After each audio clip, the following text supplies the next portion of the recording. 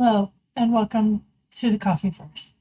I'm Beth Coffee. I'm an indie author with a few books out in the world, and I am releasing my fourth book, Shadows of Desire, on March 5th, 2026. This is the cover. This is the proof I got from Amazon, so it says not for resale. I got another copy I'll show you, but that's the cover. This is a vampire romance. This is the cover without the bar. It's not centered on this copy. This copy was formatted very badly, so I had to reformat it and redo my proof. This is more the proper size. So the blurb on the back says, Liz is irresistibly drawn to Marcus, a mysterious and alluring vampire, despite warnings from her cousin, Sin. As her fascination with him intensifies, Liz crosses a boundary, finding herself entangled in a world of ancient creatures, concealed powers, and seductive darkness. The bar's in my way. She is forced to make difficult choices that will determine her fate as she navigates shifting alliances and emerging dangers. Will she find redemption, or will she succumb to the eternal darkness that surrounds her? As I said, it's a vampire romance about two cousins that, after a traumatic event, move from California to Texas, Dallas, Texas, to attend college and start life over. So let's read a passage from the book. We'll start with chapter 1.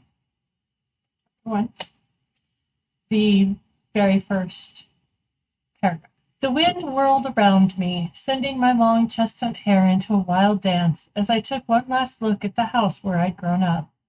Its terracotta roof tiles caught the late afternoon sun, casting warm shadows across the manicured lawn that had never known a day of drought, thanks to my father's obsessive use of his sprinkler system. Beside me, my cousin Sin stood tall, her ebony braids swaying in the coastal breeze, her steadfast expression concealing the whirlwind of emotions I knew we both felt. We were bidding farewell to everything familiar, the neighbors who'd watched us grow up, the coffee shop where we'd spent countless hours studying, and the beach where we'd shared secrets and dreams, embracing the unknown promise of Texas. And then later in the book, to set this scene up, they're working as bartenders. Vampires now own the bar. They do not know that they are vampires at this point in the book. Spoiler. So the vampires are testing them to see how they react when a vampire comes in the bar. Liz appears beside them, and her thoughts explode like fireworks. Oh my God, are those? Oh, they are fangs! Her pulse quickens with excitement rather than fear, a reaction so unexpected it makes me pause mid-step.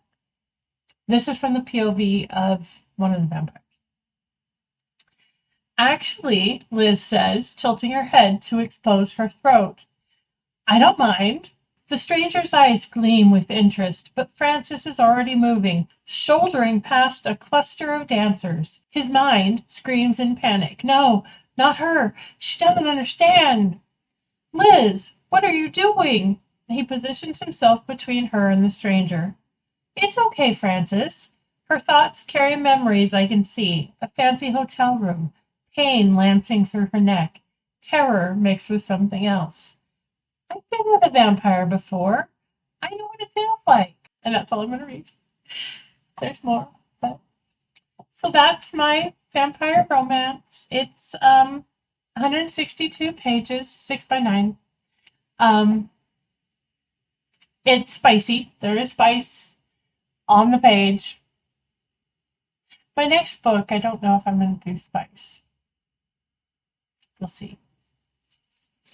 So, The ebook is available for pre-orders right now.